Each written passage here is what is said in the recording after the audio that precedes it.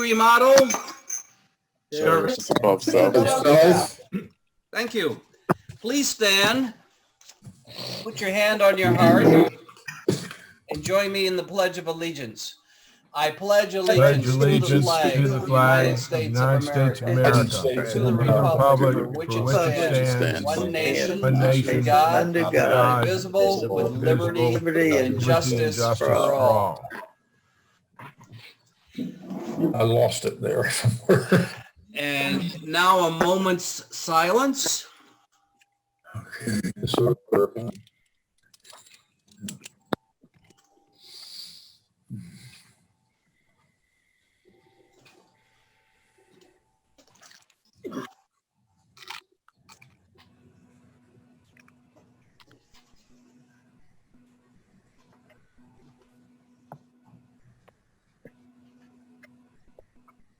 Okay, welcome everybody. Thank you. We've got a number of announcements and we're going to move through them pretty quickly, but a lot has happened since last week. And one of the more important things that happened was the board approved Joan Natale. And Joan, you are being presented to the membership. Membership, say hello to Joan. Hello, Joan. Hello, Joan. Welcome. You have 1 week membership to speak up if you don't think Joan should be a Rotarian, and before you speak up, speak to me, and I'll explain to you what you missed. But Joan, next week it will be official, and you'll be getting a pin and all that quickly. Dave Kelly didn't come today, Randy. Encourage him to come because he's going to be number 38. And then in process. He's going to be 39. Oh, Jones going to be that's right. Right? Oh, yeah. Stanley, you've got it made. You're going to hit that 40 target. It's that enthusiastic approach you take to the task. Without lifting a finger. And I didn't have to do anything. Isn't Yeah, that but you know what? You know what, Stanley? You get What? credit for? You get credit for retention. See, you can't build that number if people quit. And everybody says, I want to be in a club that Stanley's in. Yeah. So you're doing your job, Stanley. Yeah. Now, let me tell you. Change the goal to 41. It makes me want to be president again. No, Hey, that's not a bad idea, Stanley. We have people lined up. We heard you. The second time around is really, I tell you, it's really fun. Now, look, we're all about service, right? And we're struggling with this service thing because we're so virtual. Well, not everybody is struggling, right, Robert? Right. Robert, tell the club what you're doing. Well, I'm talking to the fire chief and the police chief from Eastville, and we're in the process of setting up the Delacan Rotary will paint the fire hydrants in the city of Eastville. That's the starting point, and we hope to go to other towns as well. Absolutely. You're to be commended, Robert. And as soon as you get that nailed down, a lot of people will join you. We'll probably have 2 on a fire hydrant. And then we can do it. In fact, you're going to be the fire hydrant czar. And you can give us direction on how we start on Cape Charles. And we don't, Medi's waiting. Oh, God. Medi and Mark are coming. Medi, I got you. You're on the way in. Sorry. Thank you. Oh, there she is. Medi, my apologies. We get carried away with the Pledge of Allegiance and that sort of thing. So right. you look well, and Mark, you look well too. My apologies. So what you just missed is Robert Church is our fire hydrant czar, and he's going to arrange for Rotary to paint practically every fire hydrant in Northampton County. He's starting with Eastville. We're moving on to Cape Charles, and it'll be another feather in the Cape Charles Rotary Club. So congratulations, Robert, for being thoughtful and thinking outside the box. Thank you. Okay, now November is what month, Bill Stram? Rotary Foundation Month. Rotary Foundation Month. And this month, we're going to add to the 3 benefactors we have. And I'm going to do my paperwork this week. And our goal as a club is to have 9 benefactors by the end of the month. And if you don't have a benefactor, what's that? Stan, you look confused. No. 9 by the end of the month, did you say? Yes. Wow. It's easy to. Who did not get my email with the form and the reminder to give it some thought? So everybody got the email. Now, this is a very personal thing. And we're not going to ask people, are you a benefactor? What I'm going to do, because Stram has access to this sort of thing, Stram will just go into the system and see how many benefactors we have in the club. So I know one. I know Wayne Bell is a benefactor. I don't know You the have other access 2. to the system too, Bill. Well, you can help me with that because I'm making a point here, Bill. We're showing the members. All does too, and so does Rand. Yeah, but Bill, you missed the point. It's your assignment. I know. I know. I hear you. I'm just trying to say. Yeah, okay. So, but I want people to be comfortable with, signing up, and the whole world doesn't have to know.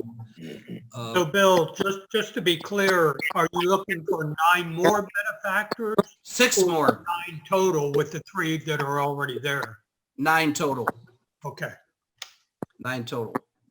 So, and, I'll probably be picking up the phone and that sort of thing, but benefactors, that's what this month is all about. Now, last Saturday and Sunday, Jackie and I went to the district conference. It was in Virginia Beach. And Jackie, did you have fun? I cannot tell you how much fun I had, Bill. We all had fun. And Jackie, if you think that was fun, you should have gone to a real one. We had about 1/3 the number of Rotarians we normally have, but it was okay. We like Mr. President. Yes. May I add something? Yes. I whether it was virtual or not, the district did a fantastic job, and you could attend on a virtual or a live basis. And one of the things that they did that I thought was really great, especially for charitable organizations, they had a silent auction with an app. So you bid it online. And I think they made over $4,000 on it with auction items that were contributed by the different clubs within the district. And I won the raffle ticket prize. Okay, Jackie. Oh, all right. I'm sorry, I get carried away. Jackie, I don't get a enough. chance to talk much. It's like this 24/7. Now, the club should know that we donated crab cakes to the auction. I'm not sure who won them, but we still owe crab cakes to the party that won last year.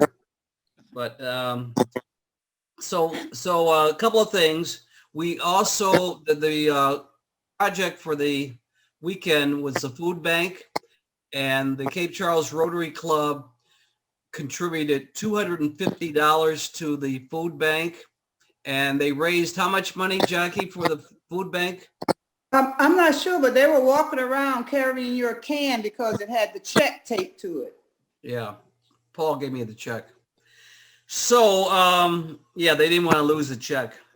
So everything worked. They announced when RLI 2 is going to be January 22nd and January 23rd and 4th. So if you participated in RLI 1, you're eligible to join up for the second level, which is January 23rd and 24th. Right. Now, the closing Sunday morning ceremony was one of the best I've ever attended. Yes. And I'd like to show you something that we participated in. Diane, can you put up the slide I Yes. sent you? Give me just a moment. For those who have never been to a district conference, we remember Rotarians we've lost since the last meeting. And our club lost two members. We lost Grant Robbins and Richard Leal. And what we do is, or what the district does is, the names of some 30 Rotarians were called out, and the bell is rung, and then a Rotarian would take a flower up to a vase.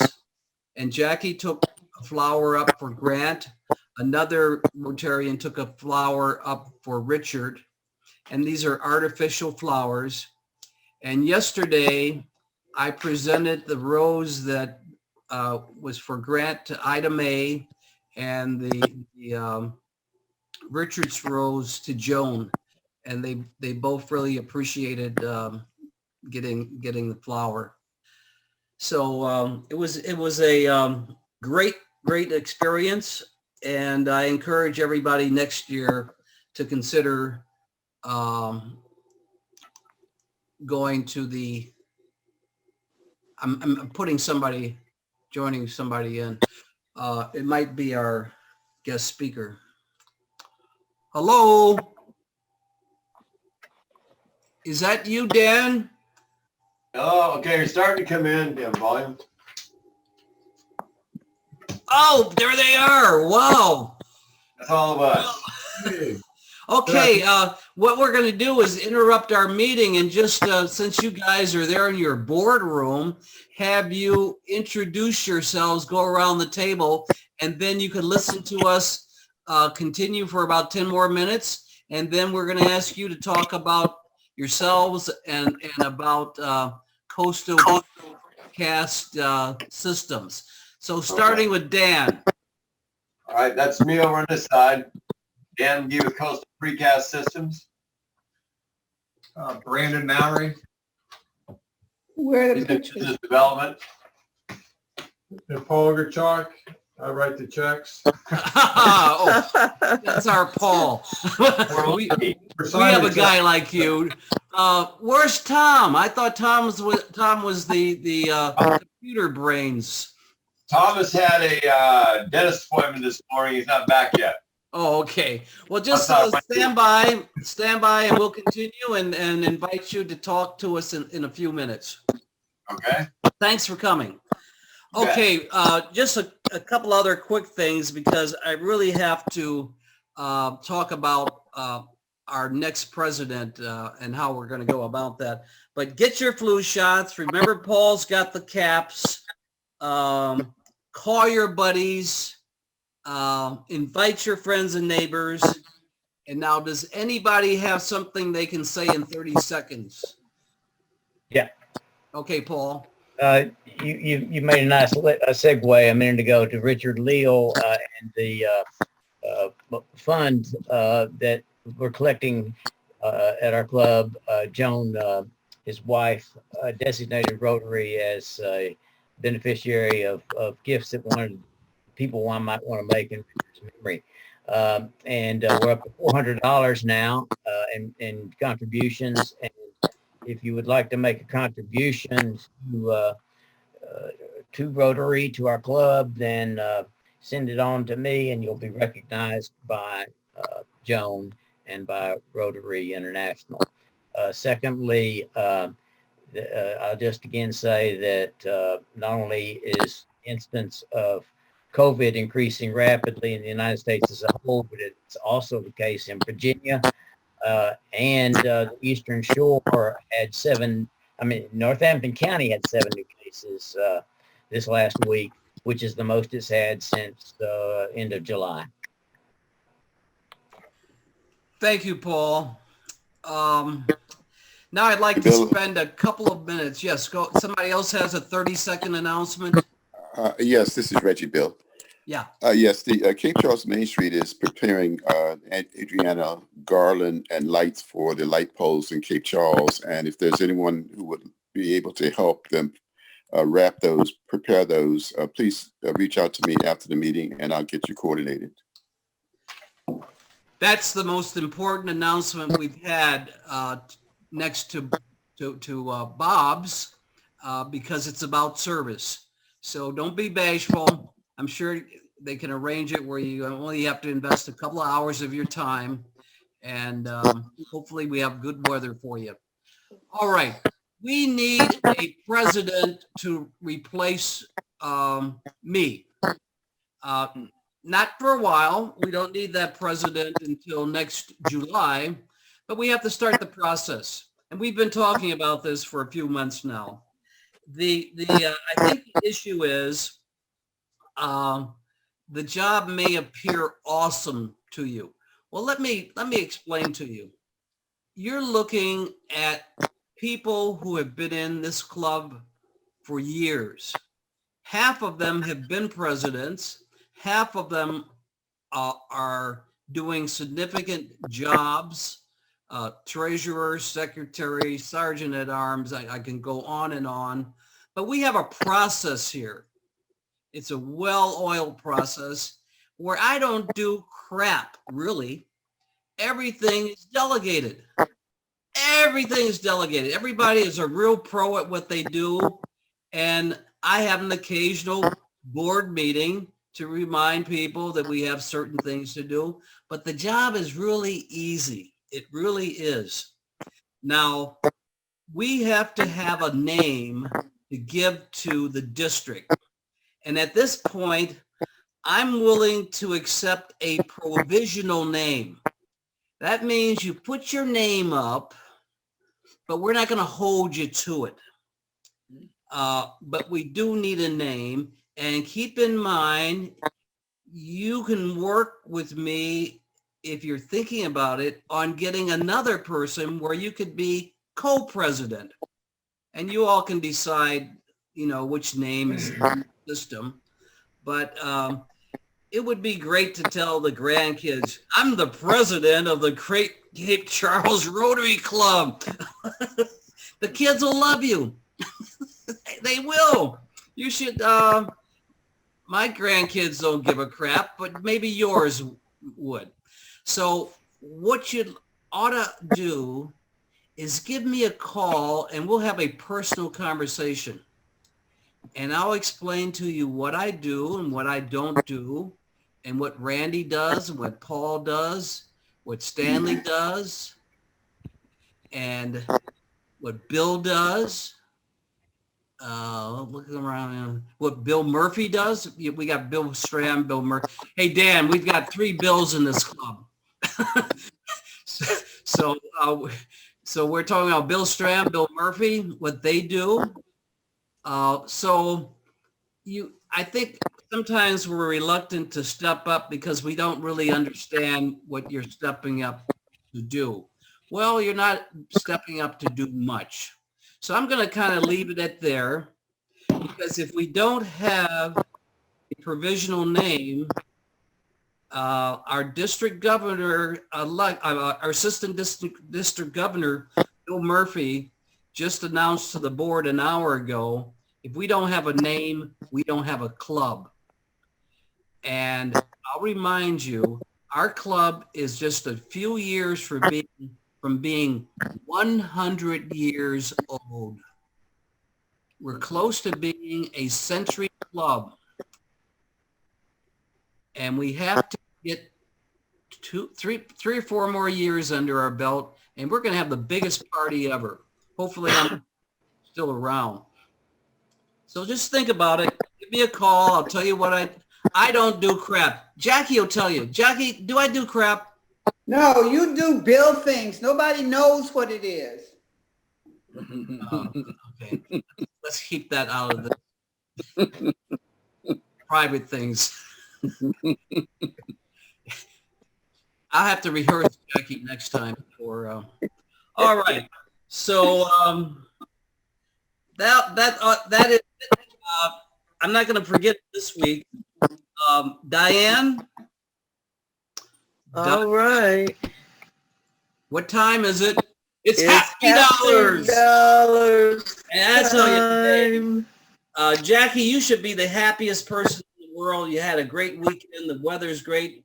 How many dollars have you got?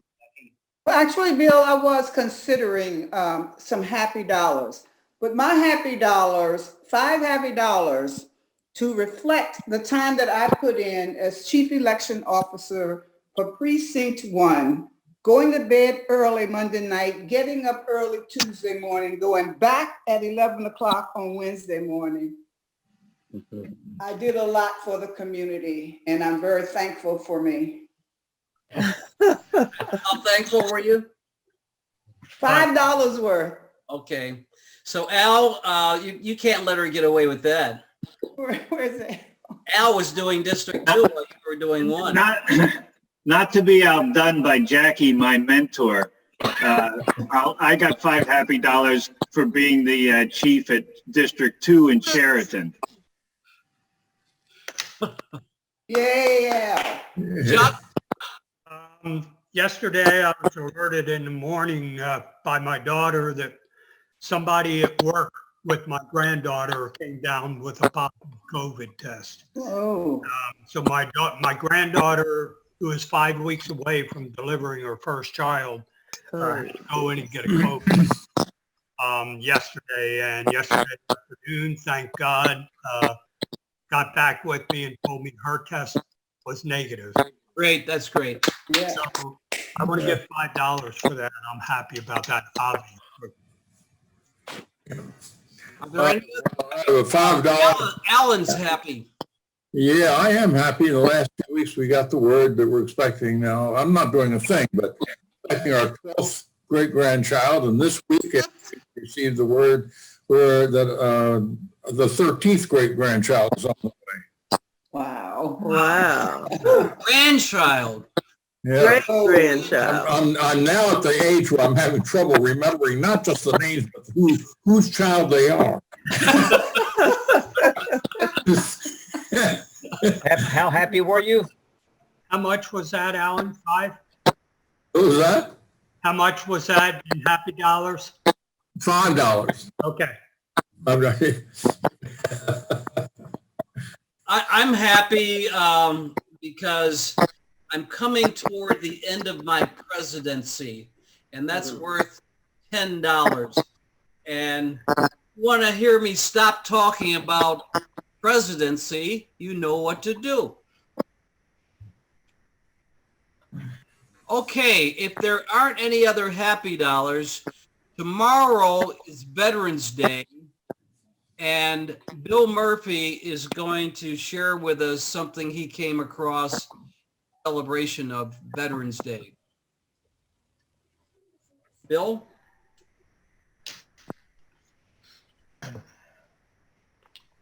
Okay, this is something I came across this morning. Normally I go online and try to read the news every morning, and I came across this today, and it just kind of struck me that with everything else that's going on, it might be nice to share something positive. First of all, we have a lot of veterans in this club, and we should all respect that and honor their service. And there are a lot of veterans worldwide. Tomorrow is Veterans Day, and so I just wanted to read this little piece I came across. Excuse me. It goes, ever wonder why Veterans Day is on the 11th and does not change? World War I ended on the 11th month, on the 11th day, on the 11th. Today, I saw a man selling poppies stop a lady and ask her if he could reposition her poppy. While doing so, he told her that she should wear the poppy on her right side. The red represents the blood of all those who gave their lives, represents the mourning of those who didn't have their loved ones return home, and the green leaf represents the grass and crops growing and future prosperity after the war destroyed so much. The leaf should be positioned at 11 o'clock to represent the 11th hour of the 11th day of the 11th month, the time that World War I formally ended. He told that he was worried that younger generations wouldn't understand this and his generation wouldn't be around for much longer to teach them. We must remember those from our current wars also. For those who do not know, the 11th day of the 11th month is Veterans Day. And then they go on to say how they came across the article, and there's a name mentioned, but I'll leave that out. So just in closing, I'm not a veteran, but I have great respect for everybody that was. My father was a World War II veteran, and I just think we all should stop and always remember our veterans, but particularly tomorrow. Thank you, Bill. Bill Stram. For those on this call, we have our traditional Veterans Day ceremony tomorrow at the War Memorial at 11 o'clock. Thank you, Bill. All right. All right, team Coastal Precast Systems. Let me do a little introduction to remind everybody how much we appreciate you guys. Jobs are the most critical thing going on the Eastern Shore.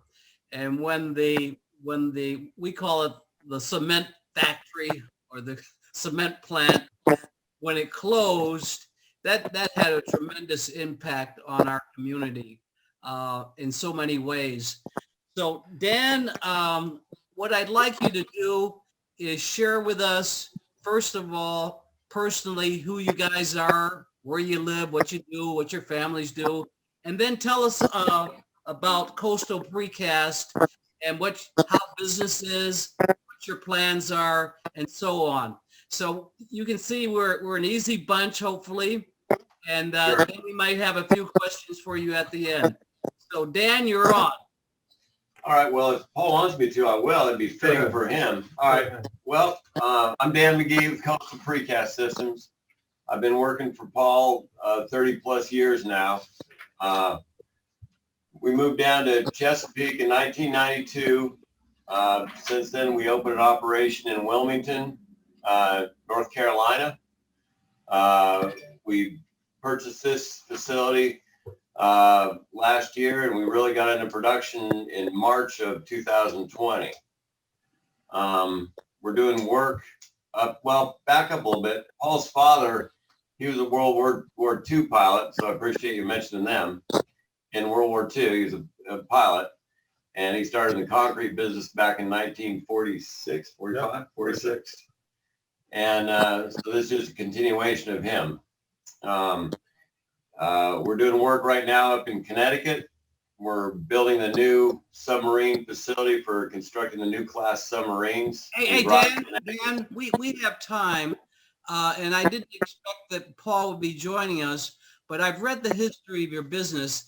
And Paul, could you just take a few minutes and go back and give us historical background before we get into the kind of day-to-day operation?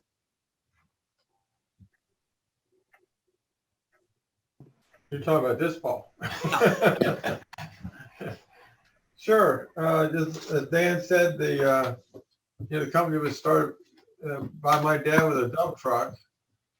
We've expanded into the concrete business back in the 50s, or he did in the 1950s. We had concrete plants in Pennsylvania, Pittsburgh area, Pennsylvania, Houston, Texas. We had 3 plants down there. We used to run probably 100 mixer trucks, and did about 500,000 yards of concrete a year in the concrete business. We had plants by Dulles Airport, and we ran about 30 or 40 trucks out of that area back in the 90s. we sold, or didn't sell, but we split up our company back in 2004, and my son, my daughter, and my wife, we moved down here in 2004 and to take over the precast operation. Now, as Dan mentioned earlier, all the sound walls that you see along the highway, all the noise walls around Norfolk and, the 264 corridor, Dan built all of those, probably 90% of them, probably 98%. There's only a couple we didn't build or he didn't build. So that's how we started down here in that area. Then we were either making a lot of sound walls or none. It was up and down all the time. So anyways, we made the decision. Sound barriers. Yep, sound barriers. Exactly. Got that. So they've been up since 1991 or 92. 92. We started erecting them. In 2007, we decided bridges were going to be something that's going to be up and coming. So in 2007, we did our first bridge job. It had almost 1,000 bridge beams on it and 1,200 big piles. And we jumped right in that one and got our feet wet on that. And since that time, we have facilities over in Chesapeake under roof. We have facilities in Wilmington, North Carolina, and we have this facility here that we purchased back last year, but we did a lot of work on this facility trying to get it put back together again. We found a lot of work had to be done here with amount of scrap material that was on hand, amount of old buildings, and the concrete plant needed a lot of work. We put about $1 million into the concrete plant and just hauled 3,500 tons of scrap steel out of the place. Just trying to clean up the facility. And we're not there yet. We're still got a lot of work to do to get this thing where it needs to be. So as Dan mentioned before, we started operation in February, March of 2020. And we were doing probably a $30-some million contract right now with the Navy. And we have a second contract worth, half again that much. Up for the new 301 bridge on the Potomac River. And it's about a 3-mile long bridge. We're supplying all the piles, all the girders, all the tubs for it. And we're negotiating a contract right now on the HRBT, which is the 2 tunnels, the Hampton Roads Bridge Tunnel and 12 miles of trestle concrete bridge is going to be built out there. So we are working on that right now. So we've got nice backlog going right now. We've got about 150 some employees right now at this time, and we'll probably be still hiring more people as we book more work. Anybody got any questions?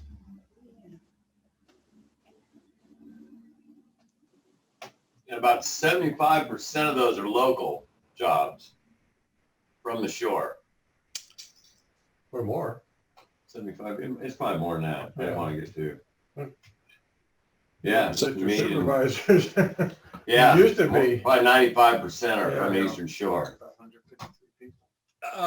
Dan, you were mentioning something about a job for the Navy. What's that all about? We're building a facility, a building up in Groton, Connecticut for the new class submarines. They're, I guess, about 20 foot wider than the old class submarine and a lot longer. And so they couldn't build in the old facility. So we're building a new facility. And we're contracted to do that. We've got 18 barges going up there, maybe 20 barges going up there. We've shipped 11 so far. So we're a little over halfway done with that one. And still shipping them out here. So that's about it on that one. This is a big building. It's got a 150-foot tall garage door. If you can imagine that, 150 foot tall. I think that's taller than anything in Cape Charles for a garage door. So it's a big facility. I'd like to ask a question. Did I understand you Yes. say that you purchased that concrete plant over here in Cape Charles? Yes, the old Bayshore facility.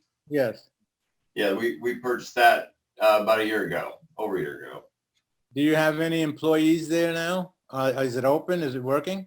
Yeah, we've got about right at 160 employees right now, with about 95% of them being from the Eastern Shore. We're not importing employees. Mehdi, you had a question? Just answered the question. That was my same question, the employees of the concrete Okay. plant. Yeah. So Dan, potentially, how many employees do you think you could have working? I would say 250 is very realistic.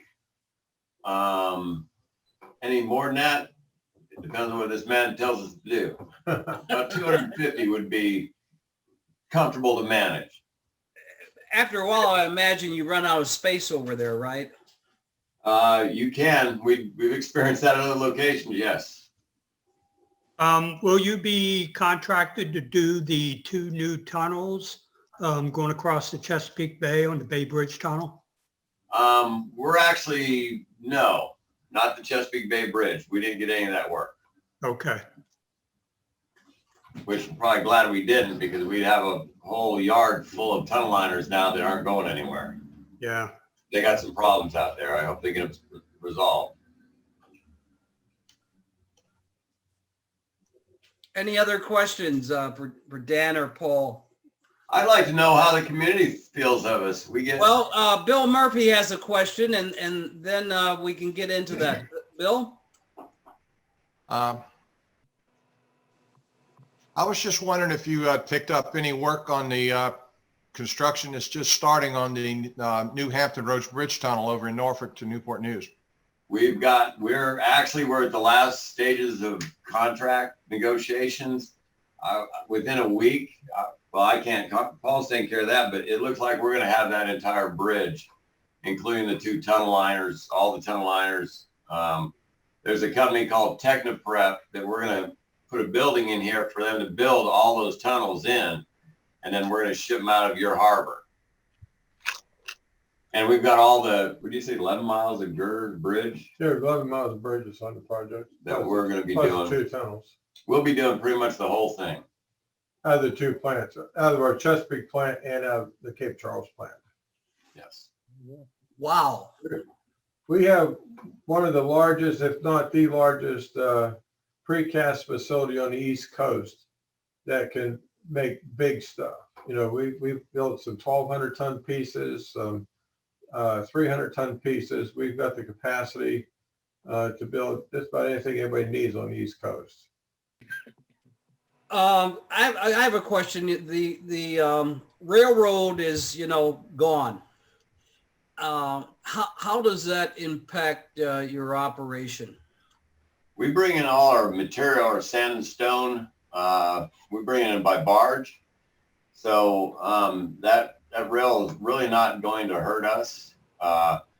We could always use it, but right now everything that we're doing comes in by barge and leaves by barge. We have no trucking at this point, which we will. We'll be trucking some product out of here, but most of it goes by barge. And we're bringing in a tremendous amount of tonnage. I don't know if y'all know it, but the Corps of Engineers keeps your harbor dredged, but it's based on the tonnage and the use of it. And if you don't use it, they'll stop dredging it. And I think we pretty much locked that up for Cape Charles for the next foreseeable future. We're bringing in 4,000 to 8,000 tons of sand and stone in every week, every other week. And like I said, we've got 20 barges going up to Groton. We've got 100 barge loads going up to the Harry Nice Bridge. We're going to have 100 barges going over to the Hampton Roads Bridge Tunnel, and then all the other little smaller projects that we have. So that'll look good in the Corps' eyes to keep that dredged out and keep it functioning. Now, Dan, you were asking a question, what we thought of you guys. Well, we met with the city manager, the new city manager you got out of Alaska, and he came to us all kinds of noise problems and dust problems, and we've been working with them, doing the best we can do. We bought a water truck. We just wondering how the local people really felt about us. Feeling kind of, out of place with some of those folks, but then you read all the comments and it seems to be good. Yeah, anybody want to add to that? Joan? Joan, you're on mute.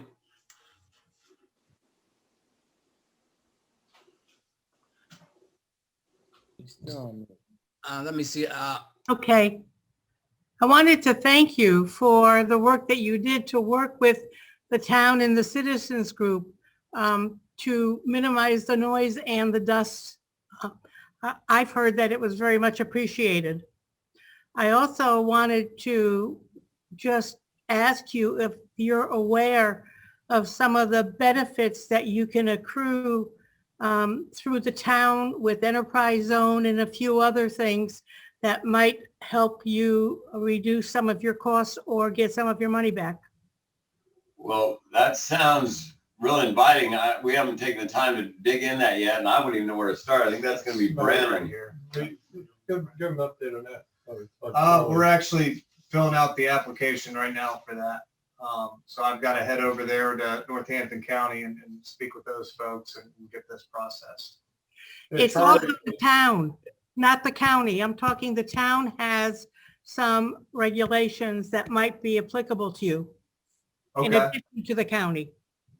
We'll definitely check that out as well. Thank you. You're welcome. Very much. Any other comment following on to Jones? Well, I'd like, oh, go ahead. I was just going to invite anybody that wants to come and see what we do. You know, we can't have big groups, but if once in a while, a few people want to come over and see what we do, we'd be absolutely willing to take the time and give you a tour. I remember our Rotary Club did have a tour about 7 years ago. And it was a nice summer day. You even made hot dogs for us. We can do that. So we kind of had a meeting, and we would look forward to that maybe next year.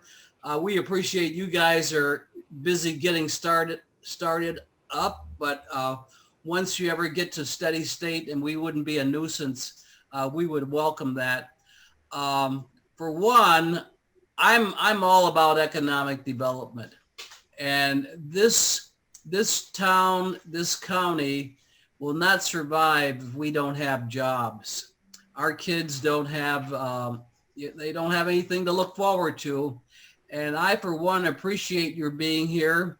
And I think you're working very well with the town in trying to figure out how we can have our cake and eat it too. But without work, we're nothing. Well, we might want to ask you guys to help us out because we are going to, we're pursuing buying some additional property here at the time and trying to get it rezoned so we can have more room for storage, as Dan mentioned earlier.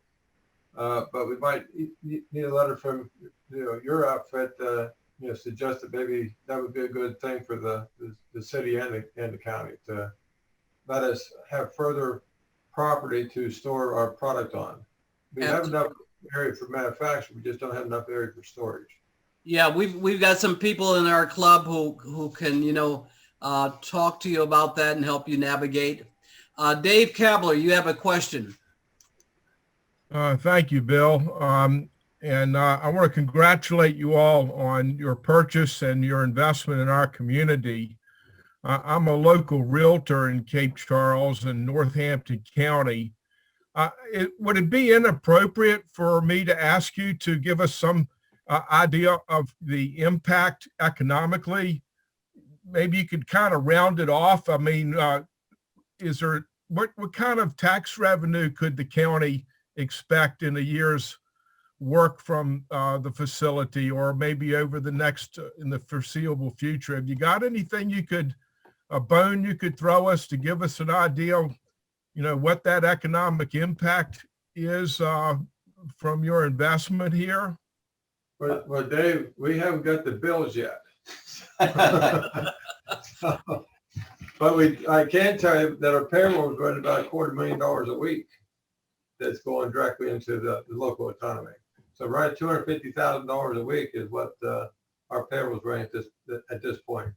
there's nobody here that's working for minimum wage. They're all well above minimum wage. They're all 15 to 20, $25 an hour is the wage rates. And plus, nobody's working 40-hour weeks either. They're working 50 to 60-hour weeks. So they're getting plenty of income. So that's the biggest contribution we have at this point.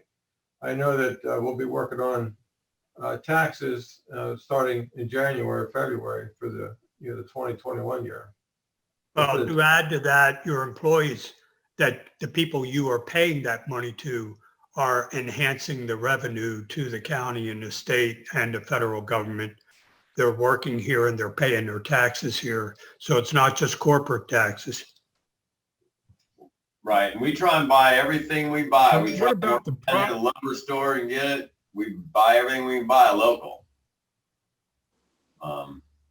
And what about the product that you manufacture and the value of the work that you're performing, for instance, on the Hampton Roads Bridge Tunnel? How does that benefit us other than the employment? Is there any other extra benefits you could describe, please?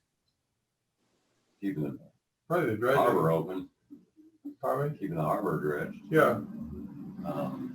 That's kind of out of my wheelhouse. We don't really know what that impact is yet, but we will shortly in January, February. We'll be starting to get the real estate bills and all the other taxes that we have to pay.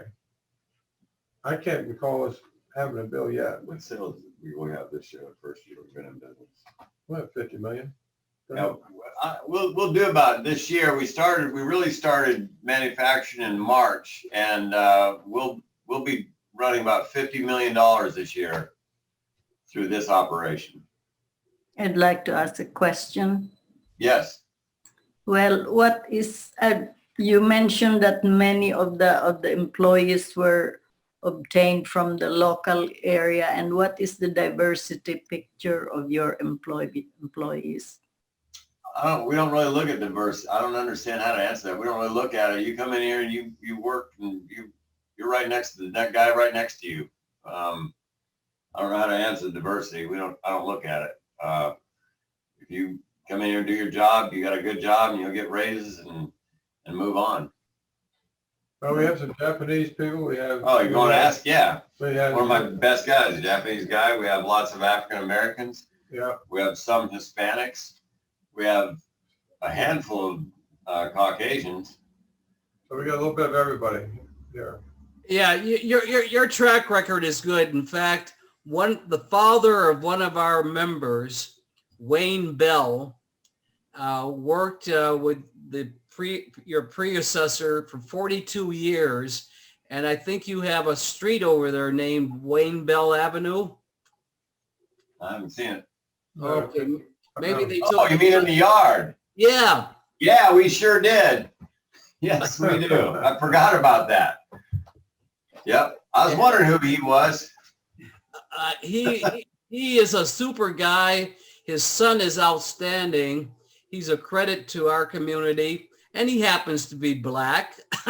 We're kind of happy about that. But you guys have a good track record. Okay, we have time for one more question. Joan, comment? I have a comment, and it's not really a question. You mentioned real estate taxes that you were going to be addressing in January. The county has already sent out the real estate and personal property taxes, and the town of Cape Charles just sent them out very recently, and they're due December 5th. So I don't know if you've already paid them as part of the closing, but you ought to at least have a heads up that they're due December 5th this year. Those letters come in and I send them right over to Paul's corporate. So they're dealing with those over there. I have seen a couple come in. I didn't pay no mind because that's not what I do. That's not in your wheelhouse. That's correct. Well, look, this has been a real treat, and we add welcome again to our community. Thank you for coming, and all of us hope that you have a very successful go of it. It looks like you're well on your way. If there's anything any one of us can do to help you, we do know a few people in City Hall and in Eastville. We could maybe run some interference for you. Just give us a call. And we're hopeful that we are meeting soon in person, and we'd like you to come join us for lunch one Tuesday afternoon. So thanks again. And we're going to do our 4-way test. You're welcome to join us on that and end our meeting. With regard to what we think, say, and do, 1, is it the truth? 2, is it fair to all concerned? 3, will it build goodwill and better friendships? 4, will it be beneficial to all concerned? And Stanley? Will we have some fun, folks? Yes, and and stay back if you can help Reggie out with the lamp post wrapping. Nice to meet you all. Bye-bye. Thank you for coming. Welcome. Pretty cool. I think that was worthwhile. Yeah. Okay, Reggie, I'll help you. Okay, sir. You just tell me where to be and when. Right, I'll get your name to the coordinator who's coordinating it. Yes, absolutely. Anyone else would like to volunteer to help with preparing the wraps for the poles for the Christmas lights and stuff? Is that wrapping them in general? No, we don't have to do any wrapping of the poles, but just preparing the garland and the lights so that the town can actually do the wrapping of the poles. Easier than I thought. Sure. Put me in. Okay, Stan. Okay, well, look, they jumped ship like rats today. Oh, everybody's gone? Yeah, it was, from my perspective, Meddy's still maybe there. Yes. Tom is there. Regina's there. Stanley and Jackie's always here. Okay, guys, take care. Bye. See ya. Take care. Thanks a lot.